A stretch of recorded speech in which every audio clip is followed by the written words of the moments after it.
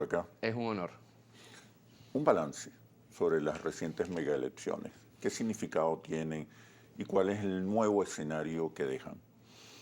Bueno, lo primero que hay que decir es que a pesar de bloqueos, de sanciones, de acoso internacional, el pueblo venezolano sigue votando. Es decir, sigue apostando por la democracia. Más del 80% de los venezolanos creen en el voto para decidir el destino del país. Más del 80% rechaza la violencia insurreccional y los atajos. Y la parte incluso más extremista de las oposiciones, a regañadientes y como se dice en el llano, nariciados, están entendiendo eso. Están entendiendo que es un muy mal negocio para el grueso de las oposiciones, los caminos cortos, los intentos de golpes de Estado, los intentos de invasión, los bloqueos de cuentas de la República internacionalmente, y asisten, insisto yo, a regañadientes. La pregunta es, ¿ganaron o perdieron? Porque es más complicado de lo que se piensa la interpretación de los datos cuantitativos de lo que sucedió. ¿Quién ganó, quién perdió, en tu opinión? Si tú ves el mapa en términos de gobernaciones, fue aplastante la victoria de las fuerzas del chavismo, aplastante. Ahora, si tú ves el crecimiento de las alcaldías desde el 2008 hasta ahora de la oposición, tú te das cuenta que prácticamente duplicaron el número de alcaldías. Y eso no es cualquier cosa. En cualquier parte del mundo es un éxito rotundo por parte de esas oposiciones. Ahora ahí hay que meter la lupa y ver quién ganó y quién perdió dentro de las oposiciones. Porque Perdieron 4 gobernaciones. O sea, la gente no ratificó a los gobernadores de oposición que fueron electos hace 4 años. Y otro dato interesante ahí, los gobernadores o sus candidatos de la oposición en el poder no es que llegaron segundos, en muchos casos llegaron terceros. Y emergen fuerzas opositoras alternativas en los segundos lugares. Es más, en lugares como por ejemplo el estado Lara, Florido le echó la burra para el monte a Falcón. Eso fue calculado. A eso voy. Como fue calculado lo de Miranda con Ocariz. Con Ocariz o Guanipa. Calculó el momento exacto para darle la estocada final a Uzcategui. Y te sumo a esta reflexión, por eso es que es complicado decir quién ganó y quién perdió de buenas a primeras. Tú miras el mapa y te da una primera opinión, pero acaso no es, entre comillas, científica. Cuando tú vas a ver, por ejemplo, el caso de Caracas, Guanipa, que iba por la MUD, un tarjetón que ellos pensaron que era sacrosanto, que ellos se ausentaron, se fueron de la política, se inventaron un gobierno paralelo, se fueron a unos autos exilios dorados. Este señor Guanipa se dijo incluso disque embajador de Venezuela en Colombia, etcétera, etcétera, etcétera. ¿Qué pasó, Oscar? Guanipa llega de tercero en Caracas. Y Ecarrí, con su partido Lápiz, que era un partido prácticamente simbólico, que se presentaba a las elecciones con un carácter, insisto yo, casi de saludo a la bandera, es la segunda fuerza para la alcaldía de Con Caracas. un símbolo acertado, pero una campaña desacertada. Y hablaremos de las campañas. Y llegando además la oposición en un divisionismo que ya, y esto lo vaticino yo, se terminó en cuanto tal. ¿En qué sentido? Las fuerzas alternativas de las oposiciones que llegaron en segundo lugar y que dejaron de un lado la lógica Leopoldo López, la lógica Guaidó, la lógica Guanipa, la lógica Vecchio, la lógica Ledesma, quedaron por votación echadas a un lado. Y eso reconfigura entonces las fuerzas de la oposición, porque es cierto que el chavismo arrasó, pero también es cierto que emergió una oposición democrática, no radical, no violenta, como vencedora. Y el gran perdedor, si tú me lo preguntas, de esta contienda electoral fue precisamente la MUD y sus adláteres, es decir, todos aquellos que apostaron durante años a aquí no hay que votar, aquí no hay condiciones electorales, por favor, Unión Europea y Estados Unidos, colóquenos en Miraflores, aunque sea sangre y fuego. ¿Tú no crees que el triunfo de Morel Rodríguez en Nueva Esparta, de Galíndez en Cojedes, de Rosales en el Zulia, que son veteranos políticos, digamos que vienen de la Cuarta República, revela no el triunfo de un estilo de liderazgo, revela la incapacidad de la oposición para renovarse, que la generación de relevo ha sido un fracaso. Los vencedores por parte de la oposición de estas gobernaciones, comenzando por Manuel Rosales, hacen parte de un fenómeno que podríamos tildar de latifundismo electoral. Es decir, ahí hay más bien liderazgos, a ti te gusta mucho la expresión mesiánicos, que siguen viviendo, en el caso de Manuel Rosales, de esos 500.000 votos que él tiene seguro en el estado Zulia. Entonces, aquel que piense que en el Cuenta con un partido regional también. A eso voy. Aquel que piense, que se lanzó además separadamente en estas elecciones, aquel que piense, Óscar, que Manuel Rosales representa un partido político nacional o que en sí mismo representa una propuesta política, no, señor. Manuel Rosales gana por personalismo, que es lo que la oposición ha criticado siempre a Chávez y al chavismo. Bueno, también se castigó la gestión del y una exgobernador. torpeza muy grande porque de relanzar, y esto yo lo digo con el mayor respeto por el personaje, a un Omar Prieto que nunca ganó la elección de la gobernación, él llegó de segundo, y de un Willy Casanova que casi pierde contra él mismo cuando fue gobernador. Cuando se lanzó alcalde en su primera y única gestión, ganó con un poco más del 50%, lanzándose prácticamente solo. Entonces, las anteriores elecciones regionales y municipales no pueden ser consideradas como elecciones, y esto lo coloco entre comillas, normales o normalizadoras o normalizantes. En este caso sí. Y desgraciadamente el PSUV en el estado Zulia fue muy mal representado, tanto en la gobernación como en la alcaldía, con un amplio rechazo por parte del pueblo zuliano y del pueblo maracaibero. Entonces, esto también nos llama a nosotros a una reflexión y a una autocrítica sobre los cuadros a los cuales seguimos nosotros apostando. Y hay que también, en honor a la verdad, felicitar las primarias en el PSUV que terminaron cobrando y terminaron siendo efectivas. Fue una decisión exitosa, claro. Y decisión que no realizó la oposición, y terminaron archifraccionándose y perdiendo plazas que eran naturalmente de ellos. Estamos en un escenario multipartidista, multipolar. Hay tres o cuatro grupos. Ya no hay un bloque opositor, hay varias planchas, digamos, o varios sectores de oposición. ¿Qué implica eso? ¿Qué impacto puede tener sobre la dinámica política cuando se anuncia el fin de la polarización, el fin del empate catastrófico, el fin de la derrota de la estrategia insurreccional? ¿Qué puede significar el surgimiento de un panorama multipartidista? Pero me respondes cuando regresemos a polarización, termina el empate catastrófico, emerge una nueva realidad. Ya no son dos bloques, son distintas opciones y distintas fuerzas. Se está acabando una especie de dictadura dentro de las filas de las oposiciones en Venezuela, y esa dictadura, y lo digo con todas sus letras, estaba protagonizada por el G4. G4 y la Casa Blanca. Es lo mismo. El G4 es el tarantín de cartón mal pintado que la Casa Blanca puso en Venezuela para su representación. ¿Qué pasó?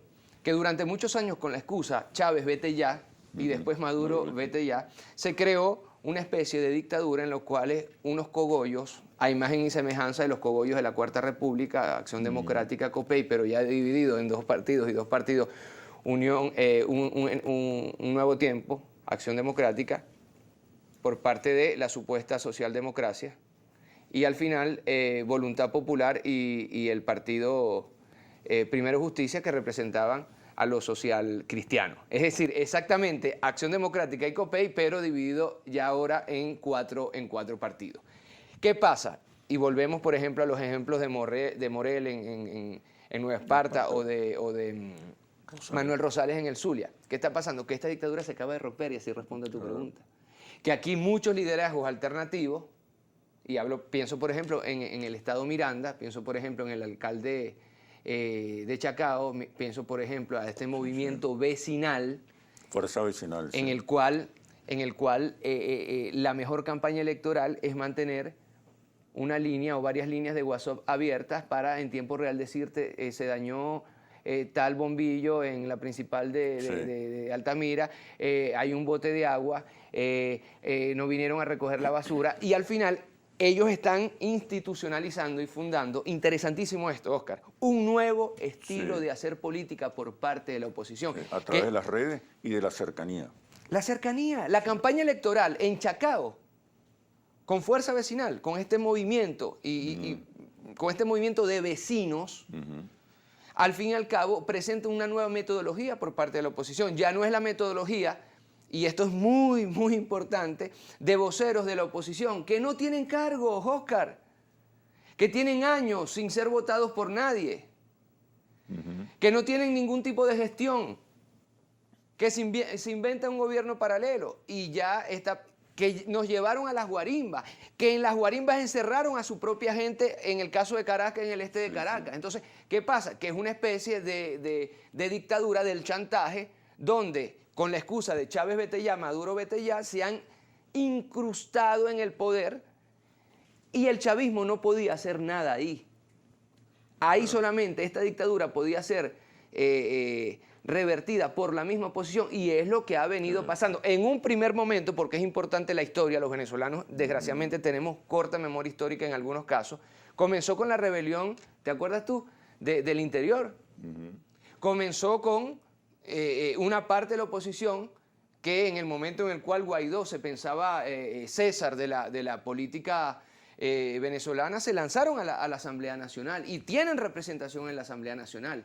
Con esta rebelión de las provincias por parte de la oposición comenzó una fractura que impactó no solamente a la oposición, Chemel, y aquí voy a tu pregunta, impactó a toda la política nacional y a toda la reconfiguración nacional. ¿Qué son estas mega elecciones? Una especie de factura después que comiste en el restaurante, una especie de factura, mire, tienes que pagar tanto, poco o mucho, y aquí hay varios personeros de la oposición, pienso yo en Florido, pienso yo en Guanipa, que en cualquier país medianamente normal ya tenían que haber renunciado. Un Guaidó, un López, un Capriles. Ya tienen que renunciar, presentar la renuncia. Por menos que eso se fue Iglesia de Podemos. E incluso si vamos a una lógica de empresa privada, si vamos a una lógica empresarial, tendría que presentar ya su renuncia porque fue un fracaso total y llevó a la quiebra a la empresa en este caso. Pero aquí, por lo que huelo, siguen con las prepotencias y siguen tratando de eternizar esta dictadura del G4 que ya está pegada con Salí-Bemón del Oro y que ya a partir de este momento no tiene ningún tipo de influencia, porque ahora tenemos dos procesos interesantes. Vamos a ver qué va a pasar. Tenemos el revocatorio el año que viene y según nos dice el encuestador Interlace, más del 50%, casi el 60% no quiere el revocatorio. No sé sí, 56%. 56%. Y tenemos en 2 años que son porque nada. La gente ya no quiere más lío y piensa que convocar a un revocatorio significaría, bueno, volver a la confrontación. Y en 2 años tenemos unas elecciones presidenciales. Y 2 años son nada. El término del mandato. Y 2 años son nada. La pregunta es, una oposición archidividida, una oposición con graves heridas después de estas mega elecciones, ¿se logrará unir? Tienen 24 meses para democráticamente sacar a Maduro del poder. Son solamente 2 años y el nivel de divisionismo, el nivel de división dentro de la oposición es apocalíptico. Sí, está atomizada totalmente. Pero eso no necesariamente es negativo, porque implica que cada fuerza, cada sector, cada partido va a luchar por construir una identidad propia y competir. Y la unidad ya no se dará en torno a la negación, Chávez vete ya, Maduro vete ya, en torno al no, sino la unidad debería darse en torno al sí. ¿Cuál es el proyecto de país que propositivo, presento? correcto, correcto. ¿Cómo ves ese escenario? Bueno, será la oposición, yo lo que observo como necesidad para dar inicio a este nuevo ciclo político es que la oposición no necesariamente marche unida, sino que construyan los distintos factores una identidad propia. Ellos, para llegar a la unión, Y la unión sobre la base de una propuesta. Correcto. Para llegar a esa unión, que está muy lejana, y no sé si 2 años le va a bastar, tienen que construir esas identidades propias, porque yo no me puedo unir si yo mismo no tengo una unidad. Y aquí rápidamente te voy a responder con Hugo Rafael Chávez Frías. Unidad, lucha, batalla y victoria. Y no lo digo en términos de militancia ni de consigna, en términos semánticos. Antes de irse físicamente a este mundo, ¿cuál fue realmente el planteamiento de Hugo Chávez? Batalla, victoria, está bien, son unidad. Unidad. Unidad. Sin unidad no hay batalla posible, sin unidad no hay victoria posible. La diferencia entre un mapa rojo, con el que amanecimos el pasado lunes, y un mapa que hubiera podido estar azul, fue la unidad. Es la unidad. Es la unidad. Y la oposición no lo ha terminado de entender. Yo observo también que la oposición va reencontrándose con el país, va reencontrándose con el modelo. El chavismo, a pesar de que no logró mayoría electoral, ganó la mayoría de las gobernaciones, alcaldías y las asambleas legislativas, consejos municipales, sigue siendo la fuerza hegemónica. Es decir, las ideas dominantes hoy en la sociedad venezolana son las ideas del chavismo: justicia social, igualdad, redistribución del ingreso, respeto, dignidad. Nacionalismo, Soberanía. Bolívar. Esas ideas ya las comparte el resto de la sociedad. Te preguntaba, Miguel Ángel, acerca de estos nuevos escenarios. El chavismo es la más grande minoría política, pero es la principal fuerza hegemónica. ¿Qué quiere decir eso? Que las ideas del chavismo son las ideas dominantes en la sociedad. Hasta los empresarios o una nueva élite empresarial reconoce en el modelo de inclusión una necesidad. Ya no se discute el modelo de inclusión. En estas elecciones no se discutía la salida del presidente Maduro. En estas elecciones la palabra clave no era cambio, eran soluciones. Recuerdo hace unos años cuando se convocaron las elecciones municipales, la oposición intentó convertir esas elecciones en un plebiscito. Eso ya no ocurrió. Entramos en una etapa de estabilidad, de convivencia, de tolerancia, que ojalá se mantenga. ¿Cómo competir contra una fuerza hegemónica como el chavismo? Oscar, lo primero que yo debo decir, y esto yo lo digo como científico social, como doctor en filosofía política, Chávez ganó. Chávez ganó desde el punto de vista sociológico, Chávez ganó desde el punto de vista más aún político, pero lo más importante es que Chávez ganó desde el punto de vista simbólico. Todo el mapa simbólico venezolano está caracterizado ahora por la política que Chávez inauguró. Yo recuerdo cuando Enrique Capriles comenzó en su campaña presidencial contra Chávez y después contra Maduro a hacer promesas chavistas. Sí. Aparecerse al chavismo. Y en aquel momento nosotros estuvimos aquí conversando.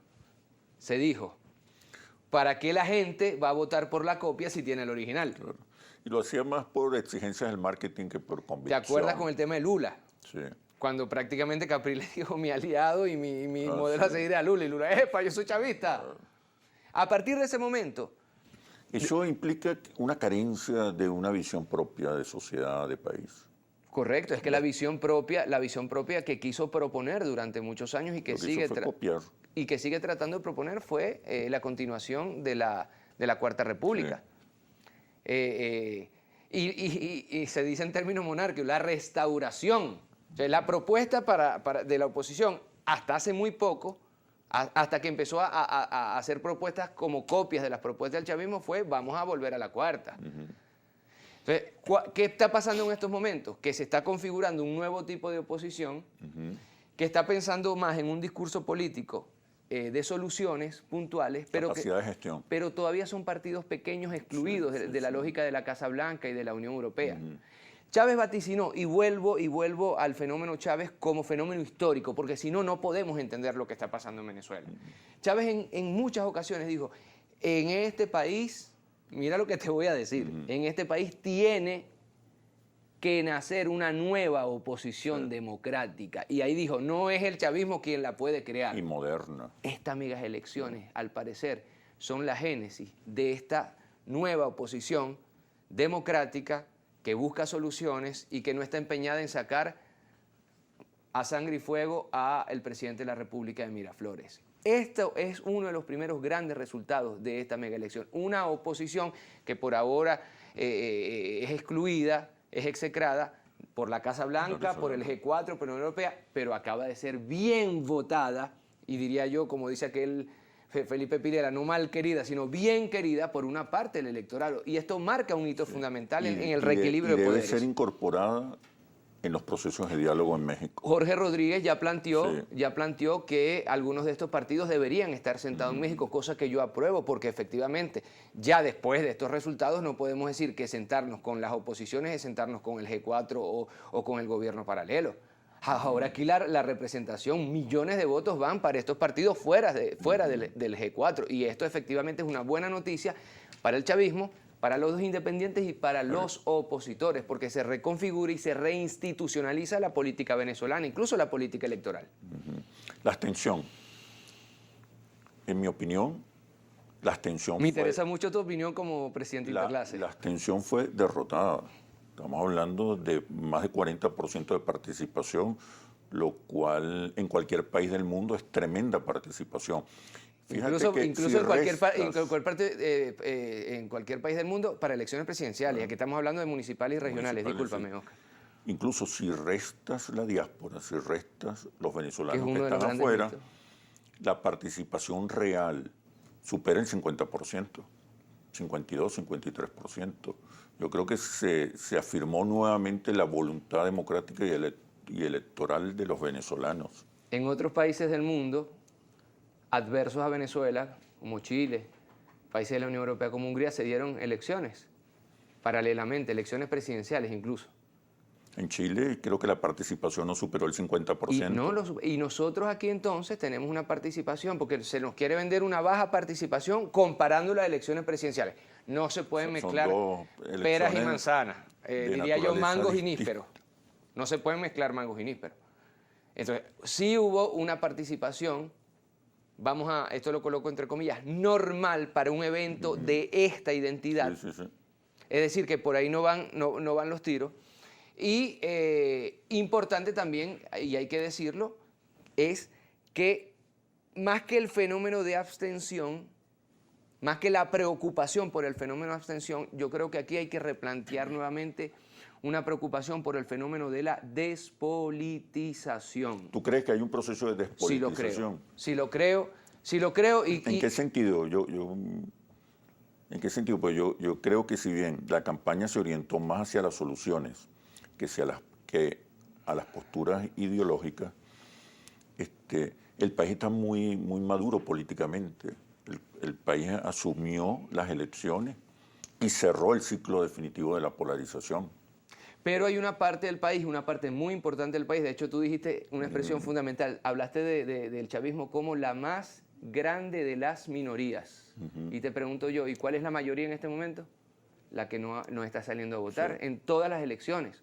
Entonces, esto es un hecho constante. Porque está desilusionada de ambos extremos. A eso voy. Entonces, pero es un sector que no fue a votar, creo yo, porque no tenía por quién votar, no tenía opciones. Una oposición que lucía sin identidad, dividida, fraccionada, con un torpe discurso electoral, nunca fue atractiva para estos sectores que pudieran inclinarse por otra opción. Recuérdate que uno de los grandes logros de Hugo Rafael... Pero hay que atender ese proceso que señala, claro, de la despolitización. En un país donde la política se convirtió en el pan nuestro de cada día. Recuérdate que uno de los grandes logros de Hugo Rafael Chávez Frías fue la politización después de los caóticos años 90 que acabaron con la vocación democrática de los venezolanos y las venezolanas que no creíamos en el hecho electoral. Bueno, durante buena parte de estos 20 años, Venezuela se destacaba por romper récords de participación electoral. Quiero que sigamos hablando sobre el tema de la abstención, la participación y la despolitización del país. Una elección.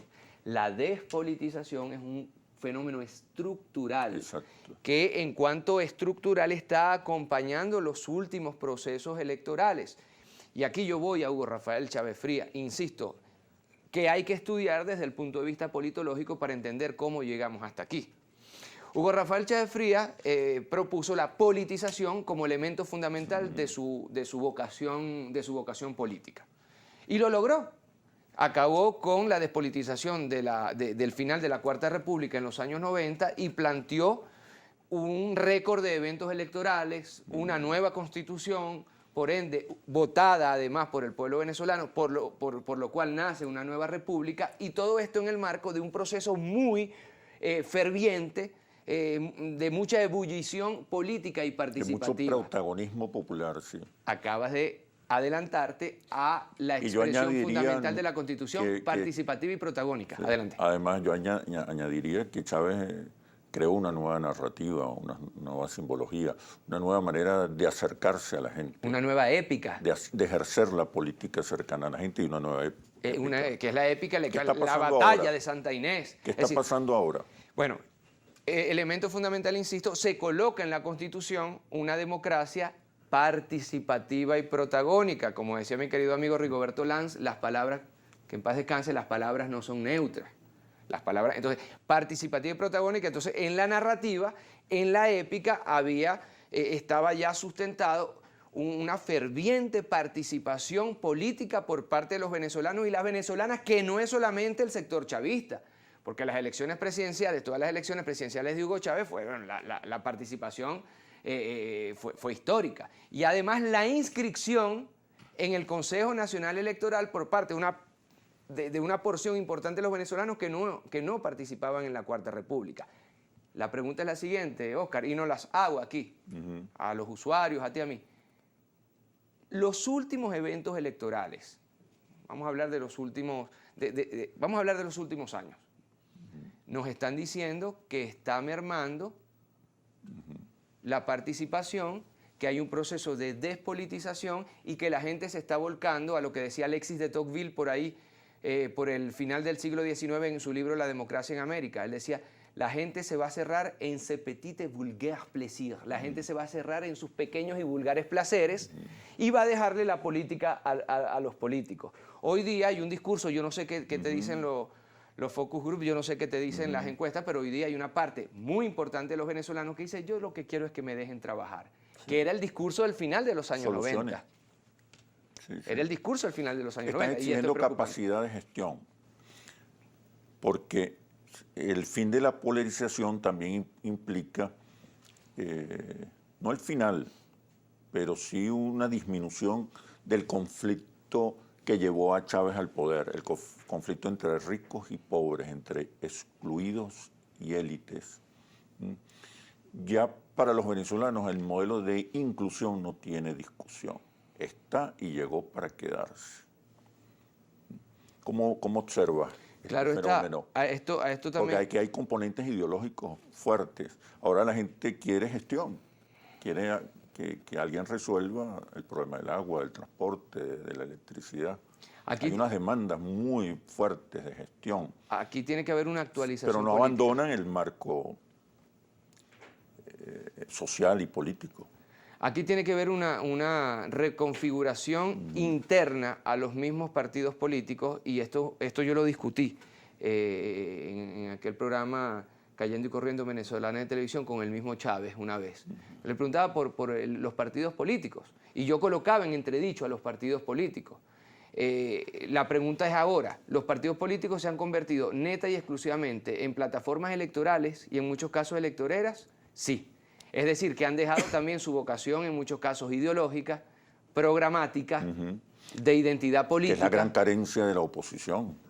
Aún hoy, la gran carencia de la oposición. No tiene identidad, no tiene propuesta, no tiene un color, no tiene símbolos, no tiene narrativas propias. Solamente que se vaya Chávez y que se vaya Nicolás. Es decir, pero eso está cambiando, ¿no? Pero todavía carece de esa y volvemos al inicio del programa. Está cambiando por parte de pequeños, entre comillas pequeños, ahora de pequeños partidos políticos opositores excluidos por el G4, que ahora están tratando de inaugurar una nueva forma de hacer política por parte de la oposición. Ahora, también del lado del chavismo, el chavismo en medio de su triunfo tiene que también saber que se comenzó en unas elecciones presidenciales, hay que decir, que ganó con alrededor de 7 millones de votos Nicolás Maduro, y que eso ha venido mermando a alrededor de 4 millones de votos. Entonces, ahí está faltando también gente. ¿Dónde está esa gente que está faltando? Y entonces, ahí comienzan a ser un sector despolitizado en términos estructurales. O decepcionado, quizá. La decepción es la causa, el efecto es la despolitización. Y que en muchos casos entonces llega a un utopos, a un no lugar, decepcionado, y se encuentra en este lugar con una parte de la oposición muy decepcionada también, y esta parte del venezolano decepcionado, despolitizado, es la que hay que ir a rescatar. Y no solamente en términos electorales para amasar votos por partido político, sino en términos de democracia participativa y protagónica. Hay que ir a buscar y que el partido, el líder, los partidos o los líderes que vayan a buscar a estos chavistas y a estos opositores decepcionados, despolitizados, triunfa. Decía García Linera, frente a este fenómeno, decía que llegaba el pueblo reclamando. Hemos luchado, nos hemos sacrificado, hemos vencido. Ahora quiero que llegue el agua a la casa. Quiero que haya transporte. Quiero ir al supermercado y conseguir alimento. No quiero despertarme a las 6 de la mañana. Quiero mañana. comer 3 veces al día, no quiero despertarme a las 6 de la mañana a esperar una bombona que nunca llega. Sí. No puedo seguir esperando mi caja CLAP. Lo que cambió quiero entonces fue... electricidad, quiero agua potable. Y de Tazón para allá, la Venezuela fuera de Caracas, también en muchas zonas de Caracas, pero la Venezuela fuera de Caracas, en muchos casos se encuentra en la prehistoria, con carreteras de arena, ausencia de agua, iluminación urbana completamente desaparecida. Sobre todo en el interior del país. Por eso, entonces eso es una cita, porque no todo es coyuntura política, no todo es marketing político, no todo es la Casa Blanca, no todo son las sanciones, no todo es la OEA. Lo que hay entonces es un proceso de distanciamiento de la política. Correcto. La política vista como el debate de los grandes temas. Ya no solo son los grandes temas, sino son los temas cotidianos. Eso implica lo que algunos autores llaman la biopolítica. Emerge una nueva manera de hacer política, que implica cercanía, escuchar, una relación amorosa, cercana, pragmática, acompañada de ingredientes ideológicos. ¿Qué crees tú? Pero me respondes, por favor, cuando regresemos a los comerciales. Las nuevas maneras de hacer, de realizar, de ejercer la política. Se habla de biopolítica, de pospolítica, una política más cercana con el ciudadano, una política amorosa, que busca resolver ya no los grandes temas ideológicos, sino resolver los problemas cotidianos de la gente. Se habla de la política de la cotidianidad y de la cercanía. ¿Qué crees tú? De hecho, Michel Foucault... Que yo creo que Chávez, eso que llamamos biopolítica, la ejerció desde el primer día de su gestión. Sí, Michel Foucault en siglo XX, el pensador francés, fundó el concepto de biopouvoir, el biopoder. Es decir, el poder que puede tener el poder sobre los ciudadanos. Y él hablaba de micropoderes en relación a la vida. Él decía, de ahora en adelante ya tú no vas a encontrar a una persona torturada en la plaza pública como en el medioevo. De ahora en adelante encarcelar no va a ser la única forma de violencia que se le puede ejercer a un ciudadano. Él dice, ahora van a haber muchas formas de micropoder, de microbiopoder, que se van a encargar de tenerte controlado, pero a partir de tus carencias o tus necesidades biológicas. Cuando nosotros nos damos cuenta, y esto hay que decirlo, que una parte importante de la población no tiene acceso al agua potable, no tiene acceso al gas, no tiene acceso al servicio eléctrico. Y eso no necesariamente entra en el debate capitalismo-socialismo. Entra en el debate de la biopolítica. Claro. Son elementos básicos de la gestión. Incluso Oscar, de la subsistencia humana, claro, de la sobrevivencia humana. Es decir, ¿qué propuesta política tú le puedes hacer a una persona que no tiene agua potable? Claro. que no tiene electricidad, que no tiene gas. Es decir, comenzamos nosotros entonces una reflexión política desde la base, desde la necesidad más precaria. Ya no estás diciendo que para mí es una de las grandísimas preocupaciones en este país, el tema de la educación.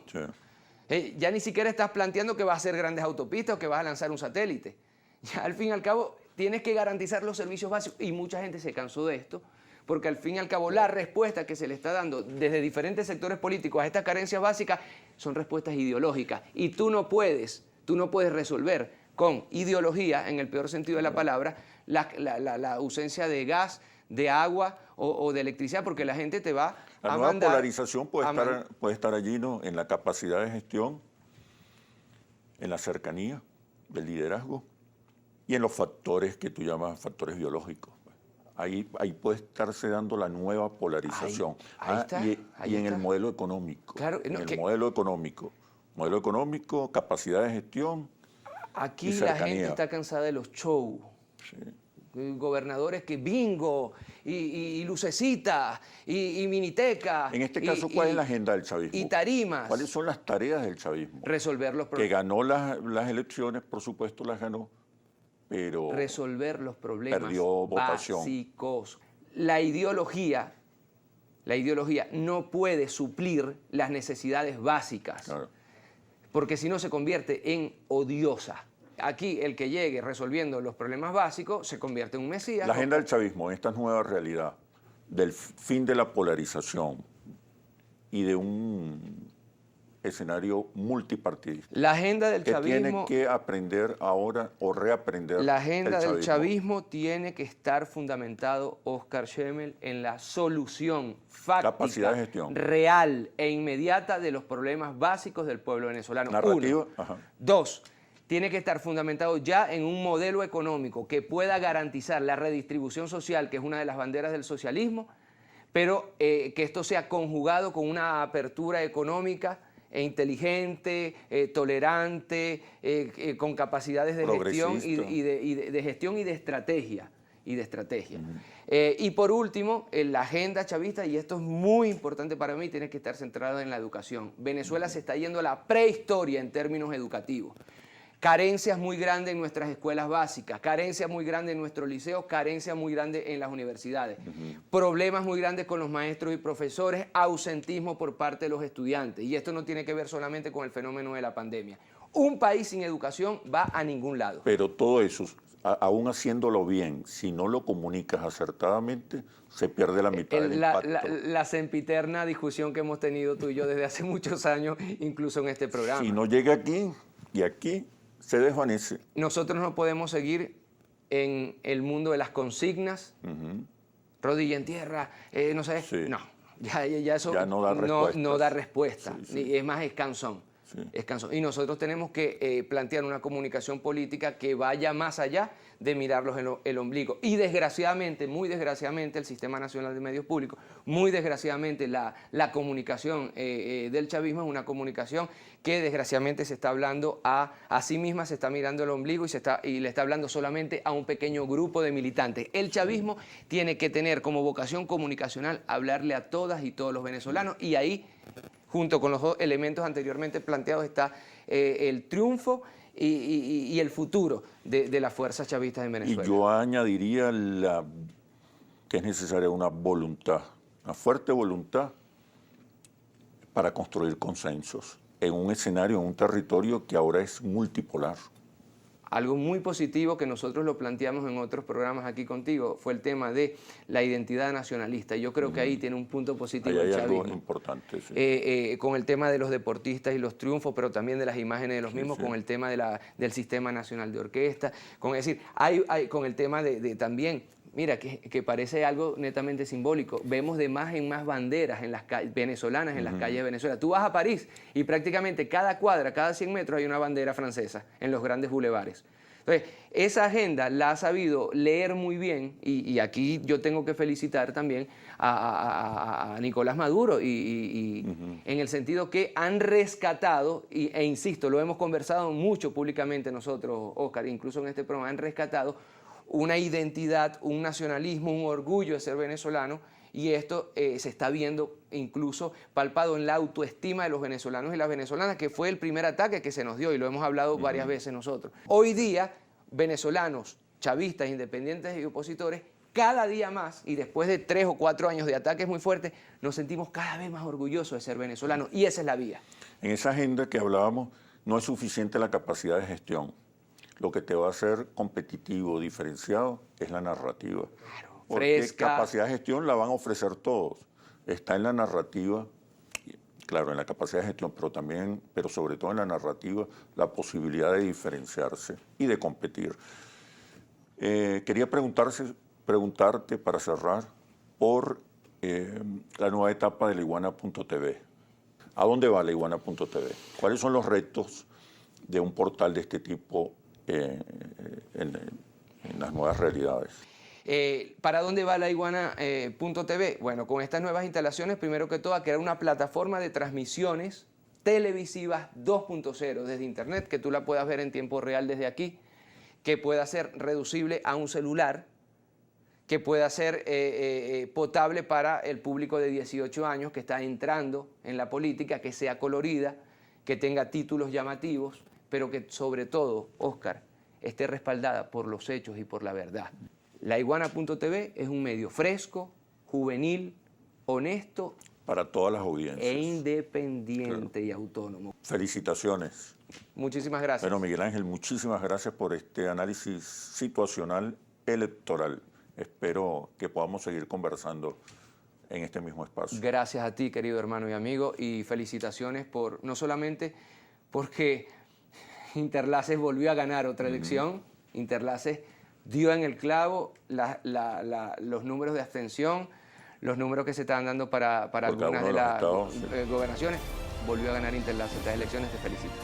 Gracias. Nos vemos en un próximo análisis situacional por Globovisión, el canal de la paz y la convivencia democrática. Hasta pronto.